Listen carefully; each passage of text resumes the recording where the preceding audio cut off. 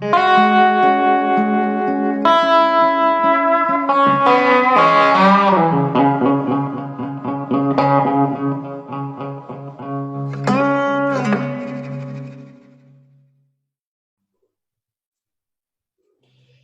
buenas tardes, amigos. Hola otra vez desde nuestras casas. Todos en nuestras casas sigue este encierro.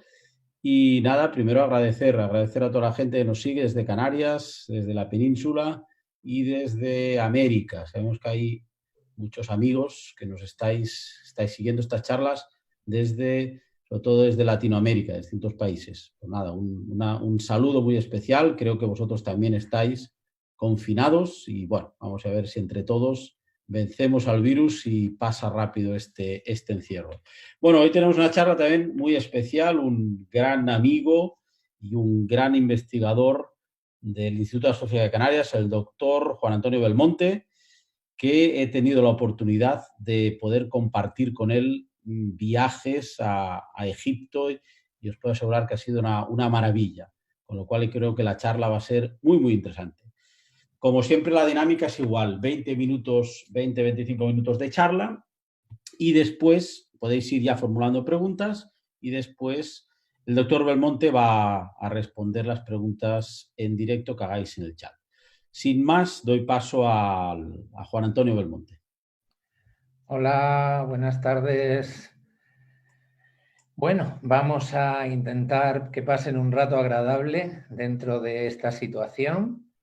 Voy primero de todo a intentar compartir la presentación con ustedes que voy a hacer. Y como ven, el título es La astronomía del Egipto antiguo en casa. En este caso, a través de la orientación de sus templos. Lo que les voy a contar es fundamentalmente un tema de astronomía cultural o arqueastronomía, una disciplina a caballo entre las ciencias sociales y las ciencias naturales, que utiliza las herramientas de la astronomía para tratar de entender las sociedades antiguas, y en particular un proyecto que llevamos realizando en Egipto desde hace ya más de 15 años, donde hacemos un estudio de arqueología del paisaje a través de la orientación de los templos. Para ello usamos distintos conocimientos sobre el Antiguo Egipto, conocimientos sobre el firmamento, sobre su calendario, sobre técnicas de orientación, y digamos que el promotor, el pionero de este tipo de estudios en el Antiguo Egipto fue Sir Norman Lockyer. Sir Norman Lockyer es más conocido en los círculos astronómicos porque fue el descubridor del helio en el Sol y también es conocido porque fue el fundador de la revista Nature, esa revista en que los científicos se pican por publicar. Pero es menos conocido por sus estudios de arqueastronomía, en el cual él fue el primero que postuló la orientación astronómica de Stonehenge en el Reino Unido, y también en el caso del templo del dios Amon-Ra en Karnak, postuló una posible orientación a la puesta del sol en el solsticio de verano. Los hechos demostraron que esta idea originaria estaba equivocada y desafortunadamente las teorías de Lockyer quedaron olvidadas durante muchos, muchos años. De hecho, si ustedes cogen un manual de egiptología y miran de qué manera están orientados los templos egipcios, la probabilidad casi con seguridad es que los textos les digan que están orientados de acuerdo al Nilo, es decir, a ese río que hace que Egipto sea un formidable oasis de 800 kilómetros de largo por no más de 20 kilómetros de ancho en sus partes más amplias, ¿no? Por tanto, la pregunta que nos hicimos cuando iniciamos el proyecto era ¿quién tenía razón? ¿Las orientaciones podían ser astronómicas? Un ejemplo muy curioso es el templo de Dándara, en Egipto, el templo de la diosa Hathor. Aquí tienen su plano y está situado claramente con su eje perpendicular al río Nilo, es decir, como si los egiptólogos tuvieran razón. Pero el problema es que en este templo, en Dándara, hay textos donde mencionan claramente que la orientación es astronómica. Por ejemplo, los textos asociados al templo de Edfu, muy cerquita también de Luxor, nos informan claramente de una ceremonia llamada del tensado de la cuerda, en que el faraón, junto a la diosa del cómputo de tiempo, Sesar, orientaba el eje del templo a través de una ceremonia extendiendo un jalón, una cuerda entre dos jalones. Los textos jeroglíficos asociados nos lo mencionan obviamente, con certeza, y por ejemplo, aquí podemos leer, yo se lo voy a leer para aquellos de ustedes que no tengan conocimiento de jeroglíficos, nos dice que se han orientado las 4 esquinas de tu templo, refiriéndose a al Dios, en este caso particular, y usando un asterismo, una constelación del cielo que se llama Meshet y que se ve representada, aquí ven, como con una pierna y una cabeza de toro asociada. Pues bien, hoy en día sabemos con certeza que esa constelación, denominada Meshetiu, se corresponde con exactitud a las 7 estrellas del carro. Representaciones de ella tenemos a todo lo largo de la historia faraónica, desde prácticamente el principio, desde la era de las pirámides hasta la época grecorromana, hasta la época de la conquista primero griega y luego romana de Egipto. ¿Y por qué esta constelación era importante? Porque era una constelación que pertenecía a un grupo conocido como las que nunca mueren, las Igemuseku, que aparecen mencionadas en los textos de las pirámides. Los textos de las pirámides se llaman así porque aparecen en las cámaras funerarias del último rey de la quinta dinastía y de todos los reyes de la sexta dinastía. Entonces, hoy en día sabemos que estas Igemuseku son aquellas estrellas que orbitan alrededor del polo y que son visibles cada noche. Y por ello, los egipcios las llamaban las imperecederas, las estrellas que nunca mueren.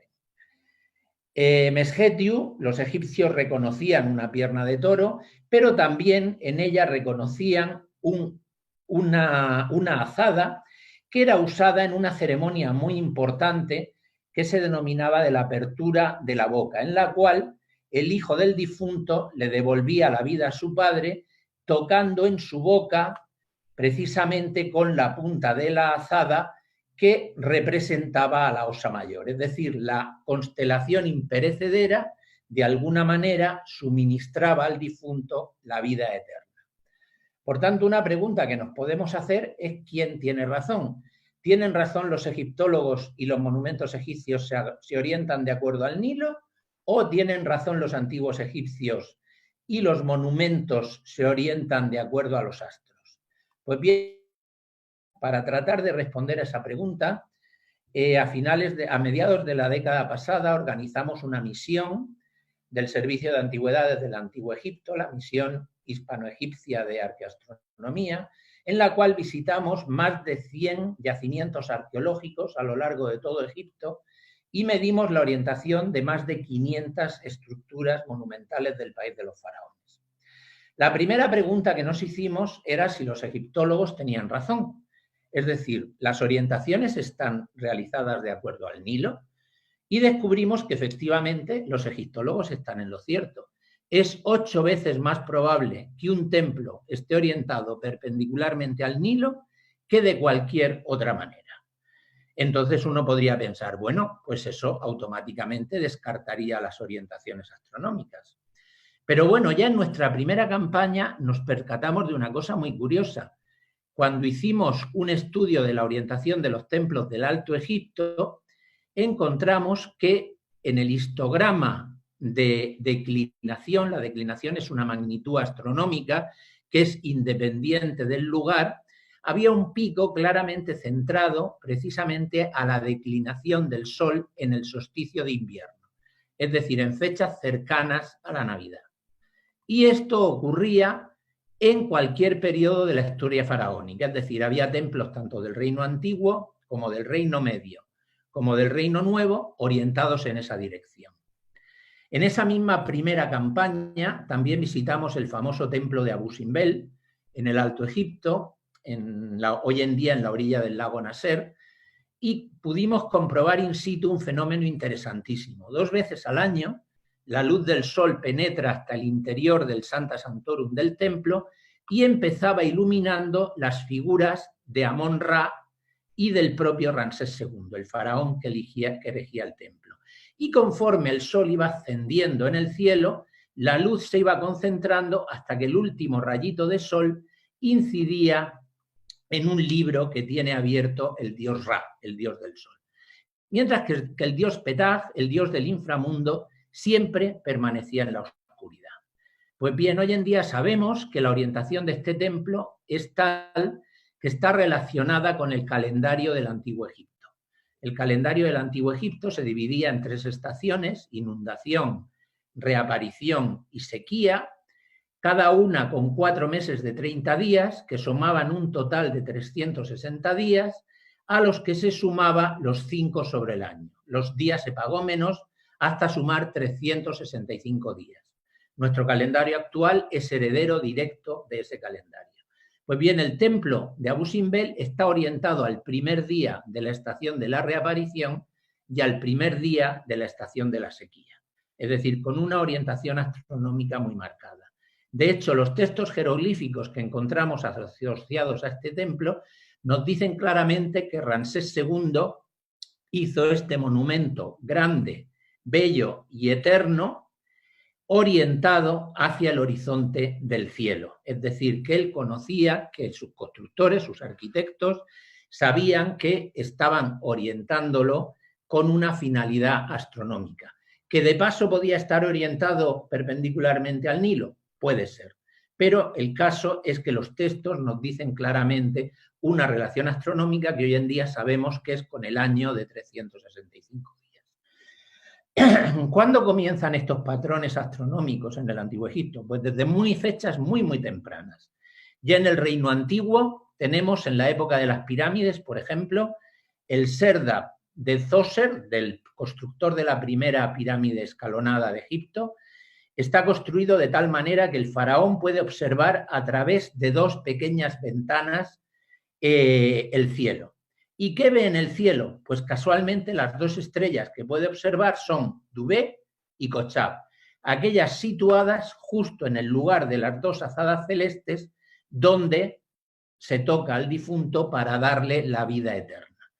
Es decir, que ya en el Reino Antiguo, al principio del Reino Antiguo, tenemos ese patrón de orientaciones asociado a estrellas imperecederas relacionadas con la religión del Antiguo Egipto.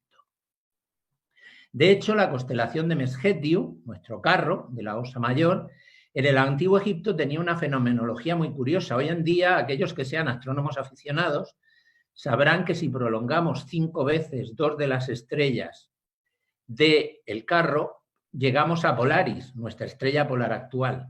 Pues bien, en el Antiguo Egipto, prolongando otras 2 estrellas, se llegaba al polo norte celeste en la época de construcción de las grandes pirámides de Egipto.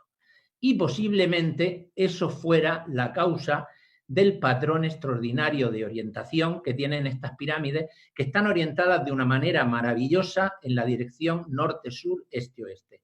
La orientación en particular, por ejemplo, de la Gran Pirámide, la pirámide de Keops o de Jufu, solo tiene un error de 3 minutos de arco. Si piensan que un ojo humano tiene un poder de resolución de 1 minuto de arco, significa una precisión asombrosa para unos constructores hace 4.500 años. De hecho, todas las pirámides de la Cuarta Dinastía, en las necrópolis de Abu Rowash, Giza, Zawayet del Arián y Dashur, tienen conexiones astronómicas. 2 de las pirámides tienen conexiones estelares. De hecho, tienen nombres de estrellas. Fíjense, el determinativo en el nombre de la pirámide incluye el determinativo de una estrella. Una, por ejemplo, se llama Yedefra, que es el hijo de Jufu, es una estrella Seged. Es decir, el faraón se asocia a una estrella del cielo. ¿Cuál es? Nosotros pensamos, en este caso particular, que sería Sirio, pero podría haber otras hipótesis. Sirio es la estrella más brillante del cielo. Las otras grandes pirámides de la Cuarta Dinastía, las de Snefru en Dashur y, por supuesto, las de la meseta de Giza, también muestran patrones de orientación astronómicos claros y evidentes, que nos hacen pensar que en la Cuarta Dinastía la relación entre astronomía, arquitectura y paisaje era tremenda, era algo de un peso sustancial, de un peso enorme. De hecho, en nuestro proyecto, finalmente, como les comentaba anteriormente, conseguimos medir varios centenares de monumentos y cuando pasamos nuestro histograma de orientaciones, en el cual aquí tenemos la magnitud conocida como azimut, es decir, la orientación sobre el horizonte, la pasamos a declinación, vemos que hay una serie de familias de patrones de orientación astronómico que son claramente estadísticamente significativas. Hay uno en particular, que es la que está asociada a los templos de las pirámides, que está asociada posiblemente a la dirección norte-sur. Pero también hay otro pico estadísticamente significativo asociado al Sol en el solsticio de invierno. ¿Se acuerdan que al principio mencionamos que ya en nuestra primera campaña sospechábamos que algo podía haber en ese sentido? ¿Cómo se unifica esta idea de orientaciones astronómicas con el hecho de que claramente los templos estén asociados al río Nilo? Pues creemos que a través de la creación de paisajes cósmicos, es decir, lugares donde la astronomía y la topografía se combinaban para hacer de un sitio un lugar especialmente sagrado. Un ejemplo espectacular de esto es el Gran Templo de Karnak, en Luxor, el Vaticano del Antiguo Egipto, que tiene un patrón de orientación claramente a la salida del sol en el solsticio de invierno, como pudimos verificar claramente hace 2 años en el solsticio, que tuvimos la suerte de estar allí con Miquel Serra, haciendo observaciones, grabando el fenómeno. Y ese patrón de orientaciones tiene además una característica curiosa. El calendario del Antiguo Egipto era errante. Era errante porque no tenían años bisiestos, es decir, los días se movían a lo largo del ciclo estacional de una manera prefijada, es decir, cada 4 años el evento astronómico se atrasaba un día en el calendario. Pues bien, casualmente las primeras construcciones que se hicieron en Karnak están orientadas no solo a la salida del sol en el solsticio de invierno, sino además a la salida del sol en el día de Año Nuevo. Es decir, la orientación astronómica es doble. Por un lado, astronómica per se, porque es el solsticio, pero por otro lado también calendárica, porque es el principio de Año Nuevo. Y dirán, la orientación no es muy precisa. Y yo entonces les digo, sí lo es, porque el Sol en la actualidad sale en este lugar, pero hace 4.000 años, cuando se construyó Karnak, salía justo por este punto. De hecho, podemos determinar la fecha exacta del alineamiento con un margen de error de unos 80 años y nos damos cuenta que esa orientación tuvo que producirse justo cuando el solsticio coincidía con el día de Año Nuevo en el reinado de alguno de los grandes faraones, bien de la 11ª dinastía, como Mentuhotep, unificador de Egipto, bien de la 12ª dinastía, como Amenemhat I o su hijo, Senuseret I, que fue el que levantó la primera estructura monumental de gran calibre en el lugar. Pero hay más. El templo está orientado astronómicamente, pero es que Luxor y Karnak se encuentran en un sitio muy peculiar de Egipto. Se encuentran en aquel sitio de Egipto donde la perpendicular al Nilo es la línea solsticial. Es decir, el templo no solo está orientado a la salida del sol en el solsticio de invierno, también es perpendicular al río Nilo. Es más, hoy en día sabemos que los egipcios a lo largo del tiempo fueron forzando el cauce del Nilo hasta que éste fue completamente perpendicular a la orientación del gran templo de Karnak, a la orientación de su templo principal, creando un paisaje cósmico en la Tierra absolutamente singular y espectacular. Ya para terminar, otro ejemplo que les quiero mencionar es volver al templo que nos había quedado abierta, la duda al principio, ¿no? Dandara, ¿su orientación es astronómica o es topográfica? Pues bien, la respuesta es que es las dos cosas. ¿Por qué? Porque el templo está orientado al orto de Mesgetiu, de la Osa Mayor, como mencionan claramente los textos astronómicos, pero al mismo tiempo es perpendicular al Nilo. Y encima, un templo asociado en la parte posterior del gran templo, en este caso de la diosa Isis. Isis era, la diosa asociada a la estrella Sirio, a la estrella más brillante del cielo, está orientado precisamente hacia la salida de Sirio. Es decir, que tenemos una doble orientación, por un lado astronómica y por otro lado a objetos celestes relevantes del Antiguo Egipto. En resumen, el Nilo era importante, pero también para los antiguos egipcios orientaciones al Sol eran importantes. Eran importantes las orientaciones al norte, hacia las estrellas imperecederas, en particular a Meskhetiu, nuestro carro de la Osa Mayor, y también a las estrellas más importantes del cielo, a Sirio, asociada a Isis, una de sus diosas principales. ¿Y por qué esos patrones de orientación? Es muy sencillo. Simplemente los egipcios estuvieron durante más de 3000 años tratando de establecer el orden cósmico en la Tierra. Y estas orientaciones astronómicas les permitían hallar ese lugar tan especial dentro del orden cósmico. Y bueno, esto era todo lo que quería contarles. Espero que hayan quedado por lo menos un poquito enganchados a esta temática tan fascinante. Pues nada, muchísimas gracias. Siempre es un placer escucharte. La verdad que gracias por colaborar en esta iniciativa. Y primero decirte que hay muchas muestras de agradecimiento en YouTube, mucha gente que agradece el que bueno, pues estés dando esta charla de arqueoastronomía y de Egipto. Y hay muchas preguntas. Entonces voy a dar paso a Alejandra y vamos a hacer unas cuantas preguntas. Hola, Juan Antonio. Hola, Ale. Tenemos varias preguntas. Cristina Otero pregunta, pero Abu Simbel fue trasladado tras la construcción de la presa de Asuán. ¿Ese enclave entonces no fue elegido por los egipcios? ¿Imitaron el enclave? Cuando se trasladó el templo, tuvieron muchísimo cuidado de repetir exactamente el mismo patrón de orientación.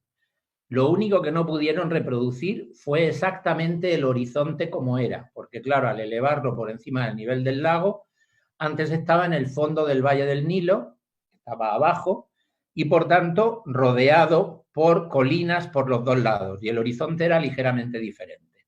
Entonces el efecto de la salida del sol, que por lo visto se producía un efecto muy bonito en medio de un valle entre dos montañas, como describen las crónicas antiguas, ese efecto se ha perdido. Pero la orientación del templo sigue siendo prácticamente la misma. O sea, efectos prácticos se puede considerar que es la misma. Pregunta Perseis Tegueste. ¿Hay constancia en los textos de otros eventos astronómicos más inusuales, como eclipses, cometas, lluvias de estrellas? Buena pregunta, muy buena pregunta. De eclipses no los hay. O sea, curiosamente, a lo largo de los 3000 años de historia faraónica hubo varios eclipses totales de sol y varios eclipses de luna que debieron ser visibles en el Antiguo Egipto. Pero los sacerdotes casi con seguridad lo registraron, pero no tenemos ninguna prueba de ello. Curiosamente, hay textos, sabemos, por ejemplo, que se produjo una rebelión en Tebas a pesar de que no había habido eclipse. Eso lo que nos está diciendo es que cuando había eclipses ocurrían eventos malos. Entonces, si ocurrían eventos malos, tendían a no escribirlos.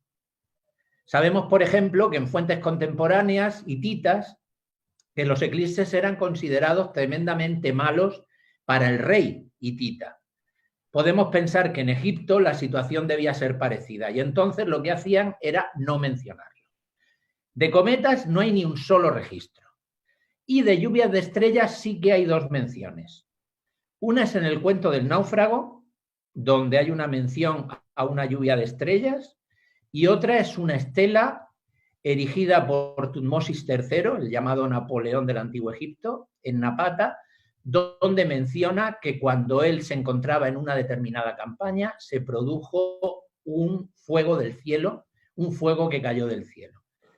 Sí que hay constancia, al menos dos. ¿Que los sacerdotes egipcios las observaban? Seguro. ¿Que no hacían público ese conocimiento? También seguro, porque si no, nos hubieran llegado infinidad de informaciones, igual que nos han llegado informaciones de otro tipo, casi siempre asociada al mundo mágico religioso y casi siempre con carácter benéfico. Es decir, estas que debían tener un carácter maléfico directamente las ignoraban. Uy. Hola, hola. ¿No? Sí.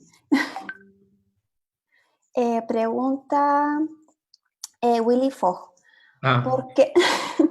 ¿Por qué el solsticio de invierno está más representado que el de verano? Depende.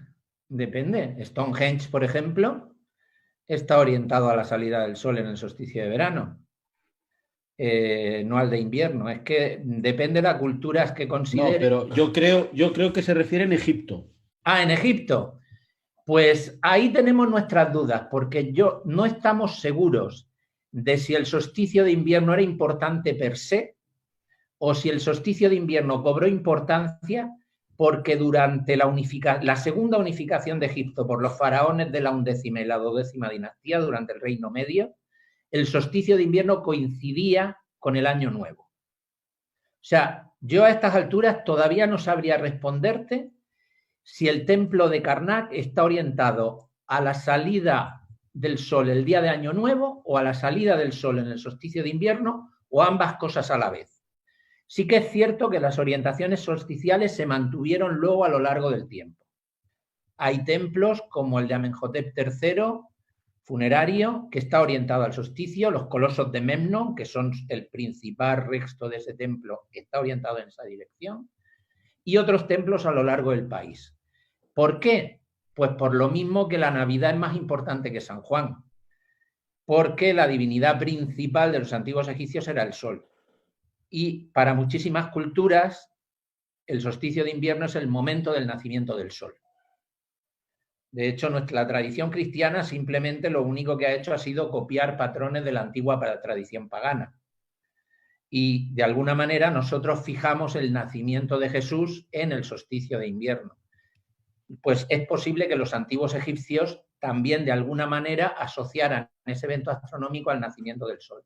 Pero no tenemos ninguna prueba certera de que eso fuera así. Es decir, no hay ningún texto que claramente nos lo diga, nos asocie. Solsticio de invierno, Mesutra. Mesutra significa el nacimiento del sol. Pero es altamente probable que fuera así. Perdón, más preguntas. José Manuel Altares. ¿Roma se vio influenciada por los hechos descritos? Gracias. Muchísimo. Muchísimo. Nuestro calendario es el calendario gregoriano, que es una reforma que hizo el Papa Gregorio XIII en el siglo XVI, del calendario juliano que había constituido Julio César en el año 45 a.C., para reformar el calendario romano, que era un auténtico caos. ¿Y a quién llamó Julio César para reformar el calendario? Pues a un sabio de la biblioteca de Alejandría, en Egipto, que se llamaba Sosígenes. Y él fue el que le asesoró en la reforma del calendario. Es decir, nuestro calendario actual es descendiente directo del calendario que Julio César impuso en el Imperio Romano, que a su vez era una copia, algo más sofisticada, tampoco mucho más, del calendario de los antiguos egipcios. Por tanto, sí, directamente, por motivos obvios. Además, los romanos estaban fascinados por Egipto. No tienes que darte cuenta simplemente de un hecho. Hoy en día hay más obeliscos egipcios en Roma que en el propio Egipto. Si quieres ver obeliscos egipcios, no te vayas a Egipto, vete a Roma. Pregunta Antonio Valle, ¿la posición de Sirio y la polar era la misma en aquella época? No, para nada. Para nada. La polar hoy en día, nuestra estrella polar, es decir, la estrella alfa de la Osa Menor, es la estrella más cercana al polo en nuestra época. Pero eso es desde fechas relativamente recientes. En tiempos de los romanos o del nacimiento de Cristo, la estrella polar era Kochab. Y no era la polar, era la estrella más cercana al polo. En tiempos del Antiguo Egipto era Zubán, la estrella alfa del dragón. Es decir, debido a la precesión, hay un cambio continuo de la posición del polo celeste con respecto al tapiz de las estrellas. Y ese cambio constante hará, por ejemplo, que dentro de, creo que unos 12.000 años, tengamos de estrella polar a Vega, la estrella más brillante del hemisferio norte, que estará muy, muy cerquita del polo. Es decir, no, va variando. a Sirio le pasa también lo mismo. Lo que pasa es que Sirio varía muy, muy despacito, porque como está cerca del Ecuador, relativamente cerca del Ecuador, las variaciones de Sirio son pequeñas. Pero sí hay, por ejemplo, un fenómeno que en el Antiguo Egipto era importantísimo, que era el orto helíaco de Sirio, es decir, el primer día en que Sirio era visible al amanecer, que actuaba de heraldo de la inundación, de la llegada del flujo del Nilo, del aumento de las aguas del Nilo, que para Egipto era absolutamente fundamental, y que al principio de la época faraónica ocurría aproximadamente en coincidencia con el solsticio de verano, a finales de junio, y hoy en día es a principios de agosto. Es decir, también hay una variación debido al fenómeno de la precesión. No están en la misma posición. Bien. Pregunta Germán Peris. Entiendo que si no mencionaba nada de las 3 pirámides y las 3 estrellas del cinturón de Orión, no hay ninguna evidencia de relación. Bueno, eso es la famosa teoría de la correlación de Orión o OCT, como se la conoce por sus siglas en inglés, que la planteó un ingeniero anglo-egipcio llamado Robert Bauval a mediados de los 90. En principio era lo que yo llamo una especulación simpática, ¿no? Es curioso, es un fenómeno curioso. El problema es que no ha habido manera de probarla a lo largo de los años y sobre todo los libros que han ido publicándose después tratando de reforzar la teoría, desde mi punto de vista, en vez de reforzarla, lo que han hecho ha sido debilitarla. Es decir, una teoría que en principio era difícil de demostrar, pero podía ser curiosa, pues ha ido degenerando a lo largo del tiempo, ¿no? O sea, no hay ninguna prueba en los antiguos textos egipcios de que los reyes de Egipto de que construyeran 3 de sus grandes pirámides tratando de seguir el patrón del cinturón de Orión.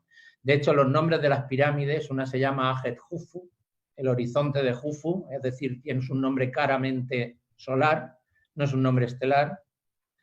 Otra es Ur-Jafra, es decir, grandes Kefren, se refiere a las estrellas imperecederas, que son las grandes, y la tercera pirámide se llama Nechermen-Kaurra, Micerino es divino. Es decir, no hay ninguna evidencia de nombres asociados a ninguna estrella, y mucho menos a estrellas del cinturón de Orión. Muchas gracias. O sea, te doy las gracias de verdad porque esta charla es como un regalo, de verdad, gracias. Pregunta Victoriano Canales, de verdad. Tengo entendido que los antiguos egipcios hablaban de un cirio de color rojo, ¿es cierto? No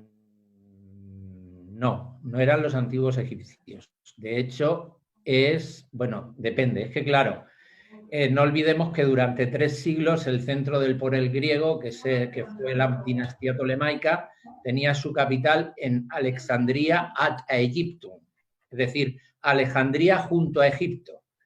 ¿Podemos considerar Alejandría Egipto? Pues de alguna manera sí, pero de otra manera no. Y fueron los sabios de la Biblioteca de Alejandría, algunos de los sabios, no recuerdo ahora mismo el nombre, que en algún momento menciona que Sirio podía verse roja. Hoy en día estamos casi seguros de que eso es debido al efecto de la refracción. En Egipto es frecuente las nubes de polvo, muy, muy frecuentes a nivel bajo en el horizonte, y por tanto, en algún momento todos hemos visto al sol rojo, ¿no? Cuando aquí en Canarias, por ejemplo, cuando tenemos las calimas, el sol toma un tono anaranjado, rojizo cerca del horizonte que para nada se le ve amarillo, que es su color normal. Pues a Sirio Sirio, que es una estrella blanca muy brillante, fíjate que riela en el mar, es la única estrella que yo sepa que riela en el mar, puede verse roja muy cerca del horizonte en una atmósfera muy rica en polvo, como pudo ser el Antiguo Egipto en la antigüedad, como lo sigue siendo hoy en día, vamos, dicho sea de paso. Bien, siguiente pregunta. Blanca B. ¿Es cierto que tenían 2 calendarios, uno lunar y otro civil? Si es así, ¿por qué?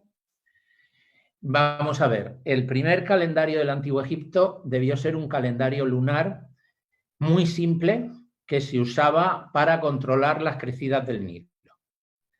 Ese calendario era relativamente inútil cuando se crea un calendario unificado. Cuando se crea un estado unificado, sienten la necesidad de tener un calendario estable que permita cobrar impuestos de manera periódica, que permita predecir eventos, etcétera. Y entonces, entre la segunda y la tercera dinastía, crean el calendario civil. El calendario civil que no está ligado a los ciclos lunares, es completamente independiente, o sea, es como el nuestro. O sea, yo le pregunto ahora mismo a quienes nos está oyendo en qué fase de la luna está ahora, de la luna estamos ahora mismo. Bueno, ahora mismo es fácil más o menos de decir porque mañana es Domingo de Ramos, es decir, nos estamos acercando a la luna llena. Pero si no es luna llena ya. Pero en cualquier otra fecha del año es muy difícil, ¿no? Entonces necesitaban un calendario que les permitiera controlar el estado, y ese es el calendario civil. ¿Qué pasó con el antiguo calendario lunar? El antiguo calendario lunar quedó en el sistema festivo del Antiguo Egipto, es decir, había festividades que estaban controladas por la luna. De igual manera a que nosotros, por ejemplo, hoy en día, carnavales o la propia Semana Santa están controladas por la luna, porque el domingo de Pascua, el domingo de Resurrección, es el primer domingo que sigue a la luna llena, que sigue al equinoccio de primavera, que no sea domingo a su vez. Es decir, nosotros de alguna manera tenemos un calendario lunar también, o al menos un cómputo de tiempo lunar. Pues bien, en el Antiguo Egipto ocurría eso mismo. Pero si la pregunta es si tenían dos calendarios usándose al mismo tiempo, como ocurre, por ejemplo, en los países musulmanes, donde tienen un calendario, habitualmente el gregoriano, el nuestro, para la vida socioeconómica y un calendario, el musulmán, para la vida religiosa, ese no creo que sea el caso en el Antiguo Egipto. Es decir, aquellas hipótesis o aquellas ideas que se han estado defendiendo durante mucho tiempo de que Egipto tenía dos calendarios en uso e incluso hasta tres, se ha llegado a postular durante más de medio siglo las ideas de Parker, uno de los egiptólogos que trabajó en astronomía más importantes de todos los tiempos, o sea, no le quito el mérito. Pero Parker planteó el paradigma de la existencia de tres calendarios en uso simultáneo en el Antiguo Egipto. Hoy en día sabemos que eso no tiene ninguna base, ningún fundamento. Y ya las dos últimas preguntas. Misión nebulosa. Nunca había oído hablar de la... Bueno, ella dice astroarqueología, arqueoastronomía. Arqueoastronomía, sí. Preferimos usar arqueoastronomía. Me está pareciendo muy interesante. ¿Cómo decidió el doctor dedicarse a esta disciplina? Eso daría para un libro entero o una conferencia entera en sí misma. Bueno, la respuesta corta, breve y fácil. Cuando yo hacía bachiller tenía dos pasiones, la historia antigua y la astronomía. Decidí que la astronomía debía ser más rentable, ¿no? Porque además provengo de una familia en que todos éramos de ciencias. Pues nada, acabé estudiando físicas y luego haciendo astrofísica y un doctorado en astrofísica. Hasta que cuando ya tenía mi doctorado terminado, me enteré que existía la arqueoastronomía. Y dije, ¿por qué no? Y empecé a investigar en ello. Y con el paso de los años, pues ahora hace ya 30 años que yo leí la tesis doctoral, como pasa el tiempo, pues hoy en día se ha convertido en mi línea principal de investigación, ¿no? No solo trabajamos en Egipto, también trabajamos en Petra, hemos trabajado en el mundo romano. De hecho, una estudiante mía de doctorado leyó una tesis preciosa sobre el mundo romano y arqueoastronomía hace 1 año y medio. Trabajamos en el megalitismo, trabajamos en Sudamérica, o sea, tenemos ámbitos directos. Mi pasión principal sigue siendo Egipto, pero no por ello descarto otros lugares. Y ahora ya la última, muy rápida. ¿Algún libro de divulgación relacionado con el tema? Bueno, de divulgación. ¿Puedo volver a compartir pantalla? ¿Sí? Sí, sí, sin problema. A ver, si vuelvo a compartir pantalla, juro que no pretendía hacer propaganda y por eso no lo incluí originariamente en la presentación original. Pero sí que tengo un libro publicado en castellano. Bueno, hay uno más técnico en inglés que se llama In Search of Cosmic Order, que lo publicó el Consejo Supremo de Antigüedades, con prólogo del famoso Zahi Hawass, prólogo que por cierto escribí yo, pero eso no lo digan por ahí. Y este libro que me editó la Editorial Crítica en 2012, que se llama Pirámides, Templos y Estrellas. Mucho de lo que he contado hoy, más cosas sobre el calendario, las constelaciones del Antiguo Egipto, etcétera, etcétera, lo pueden encontrar en ese libro. de la Editorial Crítica de 2012. Y ya bueno, yo creo que ya estamos, ¿no, Alejandra? Sí, ya estamos. Yo creo que ya. Vale, sí, ya hemos llegado al tope de preguntas. Hay alguna más, ¿vale? Pero bueno, pues todas las charlas tienen un límite y hemos llegado al tope. Quizá puedes venir otro día a contarnos algo de Roma que también puede ser muy interesante. Como vamos a estar hasta el día 26, vamos a tener muchos días más. Pues nada, si quieres decir algo más. De Roma preferiría que hablara Andrea, que es quien hizo el trabajo, ¿no? El problema es que ahora mismo la pobrecita no está disponible por temas de salud. Pero bueno, puedo hablar de Roma o puedo hablar del megalitismo, o puedo hablar de otra cosa si se tercia, o incluso de la antigua Petra, que es otro lugar fascinante, ¿no? No en vano es una de las maravillas del mundo actual, ¿no? Pero bueno, lo que ustedes, lo dejo en sus manos. Lo que ustedes Muy bien, pues nada, como lo dicho, muchísimas gracias, Juan Antonio. Siempre es un placer oírte y nada más, agradecer a todo el mundo que estéis ahí a cada día a las 7, a las 8 en la península y nosotros seguiremos mañana es domingo. Mañana, charla de superluna, ¿no, Alejandra? Mañana hay una superluna, es luna llena el miércoles. Es luna llena el miércoles. Ya dije que además cerca de la luna llena, no he dicho que fuera cerca. Sí, va. Entonces, curiosamente, pues también está cerca del perigeo, por tanto será lo que ahora se ha puesto de moda en llamarle superluna y mañana vamos a dar una charla, la voy a dar yo, un poco para contar, en fin, pues cómo será, qué significa una superluna y cómo se verá. Bueno, es una buena oportunidad para el miércoles que viene mirar al cielo, ¿no? Y vamos a hacer ahí una exposición de fotografías. Cualquiera con un móvil puede hacer una fotografía y puede enviárnoslo a nuestras redes. Lo iremos informando. Nada más, muchísimas gracias a todos y nos vemos mañana a la misma hora.